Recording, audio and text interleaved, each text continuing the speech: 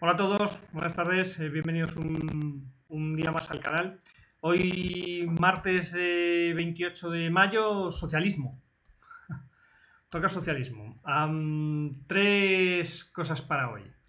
Primero, un breve repaso al origen biológico del socialismo. Segundo, un comentario sobre unas cuantas noticias que demuestran, noticias muy recientes y algunas incluso de hoy mismo, noticias que demuestran que los socialistas no tienen ninguna intención de mejorar la sociedad, esa no es su intención en absoluto, sino controlarla. El único objetivo auténtico del socialismo es el control total de la sociedad. Y tercero, si me da tiempo, un brevísimo comentario, no una reseña, que ya la haré algún día, espero, un brevísimo comentario sobre este maravilloso libro que cuantas más veces lo mencione mejor, porque para mí fue el origen de todo. El miedo a la libertad, de Erich Fromm, del socialista Erich Fromm, que aplicaba su terapia y sus conocimientos a todos menos a los socialistas. Lo que es el autoengaño. Bueno, brevemente, a ver, como he explicado un montón de veces, el origen del socialismo es biológico. Todos tenemos cerebro, aunque en algunos sujetos es necesario demostrarlo, pero todos tenemos cerebro. El cerebro es un organismo diseñado para la supervivencia, su objetivo no es pensar. La función principal del cerebro no es pensar, sino asegurarse la supervivencia del individuo, primero, del individuo que lo porta, primero, y de la especie como efecto secundario, digamos. Y como la parte más básica, la parte más primaria, la parte más primitiva, la parte más antigua biológica y genéticamente del cerebro, es decir, la parte que compartimos con los animales superiores, con los animales inferiores, incluso con los reptiles, ¿vale? Pues esa parte más antigua del cerebro es la que está más conectada con todas nuestras percepciones y sensaciones, y es la parte principal desde un punto de vista biológico, porque todas las percepciones y sensaciones pasan primero por el filtro de esa parte del cerebro, el cerebro del lagarto, el cerebro del reptil, que emite en décimas o incluso milésimas de segundo, emite una opinión totalmente instintiva acerca de lo que vemos, olemos, sentimos, percibimos, de la manera que sea. Solo después de que el cerebro del lagarto haya tomado una decisión, haya generado una primera impresión acerca de cualquier cosa, una palabra, un comentario, algo de ropa, un coche, una noticia, una situación, una persona, cualquier cosa. Solo después de que el cerebro del lagarto haya generado de manera impulsiva, instintiva, reactiva, espontánea, una primera impresión acerca de, podéis poner lo que queráis sobre cualquier tipo de cosas, desde una palabra a un sonido hasta un cuadro o una persona. Solo después de esa primera impresión es cuando el cerebro racional, la parte racional del cerebro, entra en funcionamiento, y lo que hace esa parte racional de nuestro cerebro es emitir una justificación, fabricar una justificación, crear una justificación, una explicación, una excusa para aquella primera impresión que ha generado el cerebro del lagarto. O sea, el cerebro del lagarto, que tiene la primacía, toma la decisión, emite la impresión, juzga, valora, decide si aquello es peligroso o no, o en qué medida nos gusta o no, ese sabor nuevo, ese vestido nuevo, ese coche diferente, esa persona que no conocemos, ese sonido que nunca habíamos escuchado, esa película que vemos por primera vez, ese aspecto que tiene hoy el aire, cualquier cosa, ese sonido, lo que sea. el cerebro del lagarto emite su opinión sobre eso y el cerebro racional elabora una explicación de por qué hemos generado esa impresión. Emite una explicación de esa impresión que hemos generado. Una impresión, o sea, una explicación, en algunos casos una justificación o una excusa. Si el cerebro del lagarto no tiene una impresión muy definida, no le impresiona mucho, en pocas palabras, aquello sobre lo que estamos juzgando o que estamos valorando, el cerebro racional tiene muchas más posibilidades de examinarlo con una perspectiva más racional, con más tiempo, con más calma, con más datos y llegar a una conclusión más elaborada, probablemente más certera sobre aquello. Por ejemplo, un nuevo sabor. Tenemos una primera impresión y si la primera impresión no nos produce inmediatamente asco o maravilla, joder, qué bueno está esto, o joder, ¿qué es esto que me has dado? Si notamos algo así, pero lo voy a probar más, lo puedo probar más. Y probándolo más podemos llegar a conclusiones más elaboradas. Que no tienen por qué coincidir con la primera. Lo mismo sobre una persona. La primera vez que te vi me pareciste un gilipollas. Justo ayer leía un correo de una escritora que sigo yo, que mencionaba que la primera vez que ella es escritora, pero originalmente se dedicaba a la enfermería, es enfermera de formación. Dice que la primera vez que conoció a su actual marido, que llevan 24 años juntos, le pareció un chulo putas. Y así se lo dijo a sus compañeras de trabajo. Y 24 años después, ahí siguen y tan felices. Bueno, enhorabuena, por cierto. Bueno. Y lo mismo a lo mejor con un coche, o con el hecho de conocer la marcha manual cuando tú solo habías conducido en automático y al principio te da miedo, y luego ves lo cómodo que es. Como eso, mil cosas. Mil cosas que al principio dices, tu lagarto dice, ¿qué es esto? Y luego tienes más tiempo de elaborar. Pero siempre es el cerebro del lagarto, la parte del lagarto, la que toma esa primera reacción. Bueno. ¿Qué hace ese lagarto? Bueno, esto quiere decir, por cierto, voy a hacer un inciso rápido, esto quiere decir, por cierto, que una de las principales ocupaciones, si no la principal, esto habría que estudiarlo más, pero una de las principales ocupaciones, si no la principal del cerebro racional, no es pensar, sino elaborar excusas. Una de las principales funciones de nuestro cerebro racional es elaborar excusas para nuestras reacciones. Una es pensar, examinar, analizar, y la otra es elaborar excusas. Bueno, decía, el lagarto, cuyo principal objetivo es la supervivencia, está siempre intentando controlar su entorno. Los animales intentan controlar su entorno, en principio, bajo la vigilancia, vigilar su entorno, para asegurarse de no correr peligro, al menos inmediato. Y eso es lo mismo que hacemos nosotros. Controlamos nuestro entorno instintivamente para minimizar el peligro.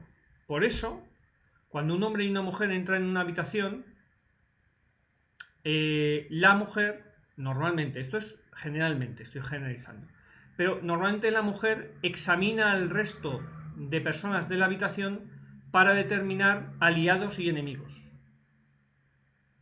La mujer analiza la habitación y analiza las expresiones, los tonos de voz, quién habla con quién está cerca de quién toca a quién, qué posición hay relativa de unos respecto a otros, quién parece atraído por quién está a gusto con quién parece a disgusto, quién parece tenso, quién parece peligroso. La mujer analiza todo eso para determinar posibles peligros sociales, que es su actividad principal, determinar los peligros sociales, la mujer. Y el hombre observa cuántas personas hay en la sala, dónde hay objetos peligrosos, dónde están las salidas, de dónde puede provenir un peligro imprevisto, y se sitúa en la sala en consonancia. Esto, o sea, es conocido de la psicología desde hace mucho tiempo, pero vamos, por si hace falta decirlo, esto lo hago yo instintivamente y en la medida de lo posible nunca me pongo de espaldas a las puertas. Estoy incómodo de espaldas a las puertas. Y también cuando camino por la calle vigilo por el rabillo del ojo quién se me acerca y a qué distancia está. Y otros hombres con los que me cruzo lo hacen también conmigo, y es normal. Examinamos nuestro entorno para prevenir posibles peligros. Lo que hace el cerebro humano es instintivamente tratar de controlar su entorno. Y para eso, y eso incluye controlar a los demás. Somos animales sociales. En muchos casos los peligros provienen más de nuestro entorno social, o sea, de otras personas, que de peligros naturales. Vivimos en una sociedad en la que, hombre, pues sí, pues puedes tener un accidente, te puede atropellar un coche, se te puede caer algo encima. O sea, puedes tener accidentes naturales o puedes tener accidentes domésticos y tal. Pero en gran medida, muchos de los casos de peligro, no solamente de peligro físico, sino de peligro social, son el resto de personas. Y para eso tratamos de controlar nuestro entorno. Este impulso de controlar nuestro entorno es natural. Es absolutamente normal. Lo raro, o sea, lo neurótico, lo raro sería lo contrario. Ignorar el entorno y hacer como que no pasa nada. Salvo que sea una actitud vital de aceptación mística, espiritual suprema. Digo yo que no. Podrá ser, pero vamos, tu cerebro siempre va a estar buscando posibles amenazas que controlar. Si uno se deja controlar por el impulso natural de controlar el entorno y controlar a los demás, y empieza a utilizar el cerebro racional como justificador profesional de nuestros intentos de controlar a todo el mundo, o sea, si te dedicas activamente a intentar controlar a los demás y a justificar y a elaborar excusas y excusas y excusas para justificar que debes controlar a los demás, eso es una neurosis. O sea, eso te convierte en un neurótico. Porque no eres capaz de controlarte a ti mismo, sino que estás todo el día obsesivamente controlando a los demás, tratando de controlar a los demás. Que hay un límite a lo que puedes controlar a los demás. Hay un límite entre controlar y el mangoneo. O directamente convertirte en un tiranuelo o una tiranuela. Las personas que no se pueden controlar a sí mismas intentan continuamente controlar a los demás, lo cual, por cierto, en la mayor parte del resto de las personas provoca rechazo. Aunque hay personas a las que les gusta ser controladas. Ya lo decía Eurythmics en Sweet Dreams, en la canción Sweet Dreams. Some of them want to use you, some of them want to get used by you. Algunos quieren usarte, otros quieren ser usados por ti. Some of them want to abuse you, some of them want to be abused. Algunos quieren abusar y algunos otros quieren ser abusados. Bueno. Si ese impulso natural de controlar en tu entorno, de controlar a los demás, te domina, te conviertes en un neurótico. Y el socialismo es la muy elaborada justificación ideológica de nuestro impulso natural de controlar a los demás, como he dicho ya unas cuantas veces. Si no eres capaz de controlarte a ti mismo, acabas viviendo en una excusa constante de por qué tú tienes derecho y es bueno y es sabio y es muy sensato y está muy justificado que tú controles a los demás. Y eso es exactamente lo que hacen los socialistas. Controlar a los demás obsesivamente. Y eso es lo que es el socialismo. El constructo ideológico de la justificación ideológica del su impulso de controlar a los demás. A lo que voy es que los socialistas, hasta aquí la primera parte, a lo que voy es que los socialistas no tienen, o sea, ellos se venden continuamente, y esto lo puedes leer mañana, tarde y noche, los socialistas venden continuamente que su interés, su deseo es mejorar la sociedad.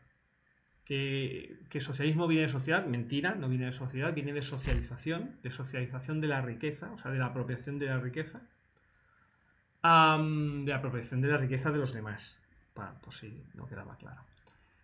Y que ellos quieren mejorar la sociedad, hacer una sociedad más justa, más igualitaria, más. No, no es verdad. Lo que quieren hacer ellos es controlar a todos los demás porque les aterra la libertad. Les aterra la libertad. Les aterra la libertad. Les aterra la libertad, sobre todo la libertad de los demás. Porque si los demás son libres para hacer lo que les dé la gana, es muy probable que no hagan lo que los socialistas esperan que hagan. No me voy a meter aquí, no voy a desviar el tema, pero podríamos hablar mucho acerca de maridos y mujeres. Esas mujeres que temen la libertad de sus maridos y obsesivamente los controlan y los mangonean y los intentan manipular porque no soportan el hecho de que sus maridos, si les dejan libertad a sus maridos, es muy probable que no hagan exactamente todo lo que quieren ellas y en qué momento y de qué manera. Vamos, que yo lo vivo en mi casa, como todos vosotros.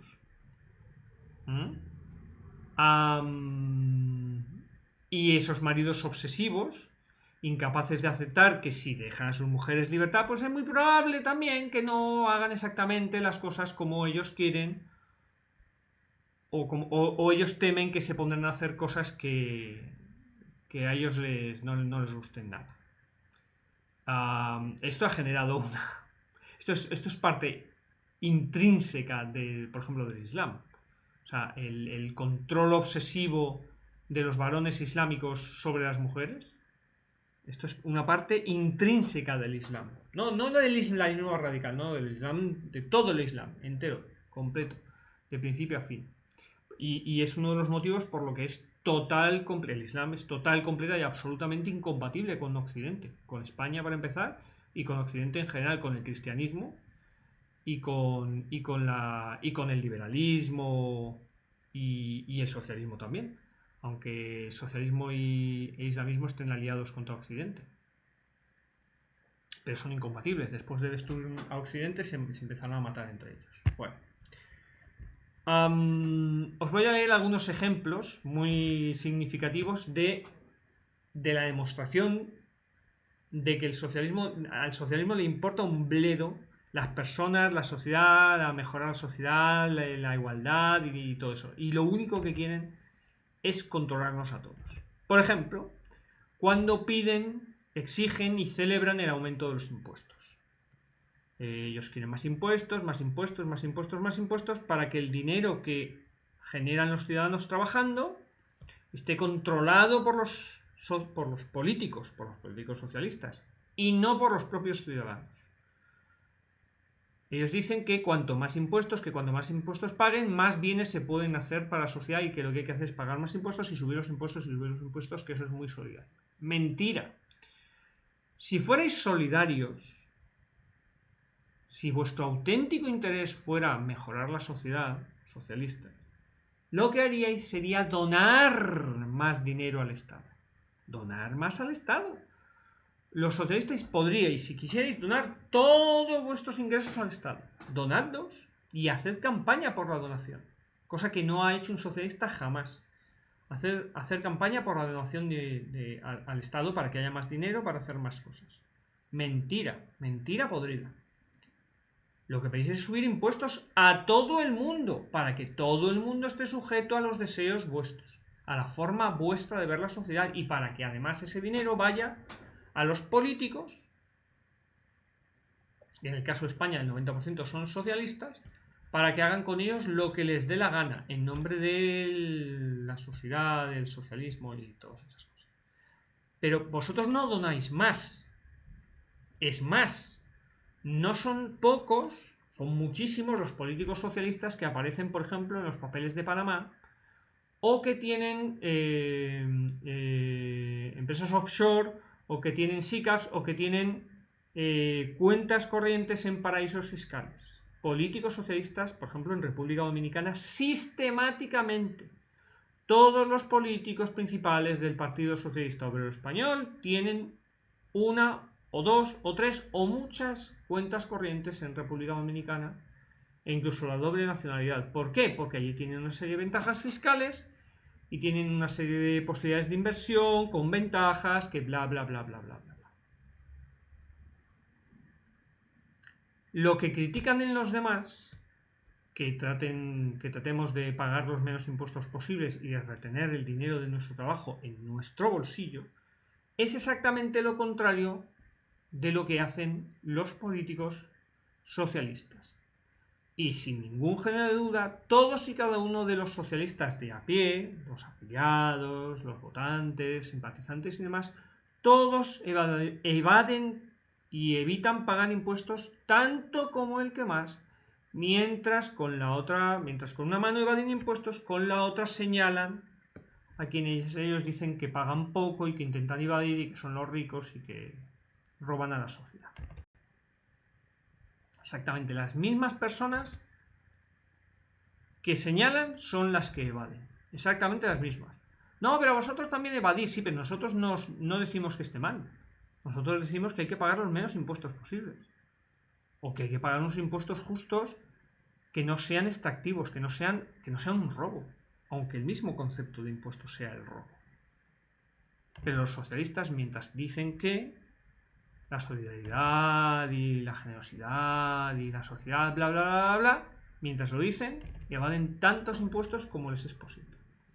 Voy a poner un último ejemplo, pero tengo 200.000.